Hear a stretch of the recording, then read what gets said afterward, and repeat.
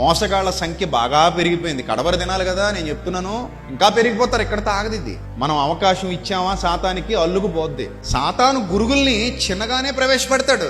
కలుపు మొక్కల్ని ఒక చోట స్టార్ట్ చేస్తాడు చిన్నగా, కానీ అవి ఏమవుతాయి? విస్తరిస్తూ విస్తరిస్తూ విస్తరిస్తూ వెళ్ళిపోతాయి. ఈరోజు క్రైస్తవ్యం కూడా అలాగే.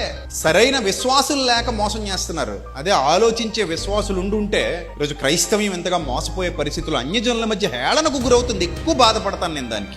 ఏమీ తెలియని వాడు ట్రోల్ చేస్తున్నాడు దేవుని జ్ఞానం తెలిసి అన్నవాడిని. పౌలు ఒకప్పుడు ఏమన్నాడు తెలుసా? జ్ఞాని ఏమాయను, శాస్త్రి ఏమాయను, ఈ లోకపు తర్కవాది ఏమాయను అని సమాజంలో సవాలు చేసి నిలబడి దేవుని జ్ఞానాన్ని బోధించినటువంటి యోధుడు ఒక రోజు అపోస్తలుడైన పౌలు. అన్యజనులు కూడా ఆయన ఎంతో ఇష్టపడ్డారు, చాలా మంది ప్రేమించారు, గౌరవించారు. ఆయన ఎంతో మందితో తర్కించాడు. అందులో గొప్ప గొప్ప వాళ్ళు ఉన్నారు, మహాసభలోని వారు ఉన్నారు. వాళ్ళందరితో తర్కించాడు. వాళ్ళందరితో తర్కిస్తుంటే ఆయనతో వాదించలేక ఇతను పొగరబోతున్నారు, లేకపోతే ఇంకోటన్నారు. కొంతమంది మాత్రం అమ్మో ఇతనికి జ్ఞానం ఎక్కడి నుంచి వచ్చింది, ఎంత గొప్ప జ్ఞాన సంగతులు చెప్తున్నాడని ఆశ్చర్యపోయారు.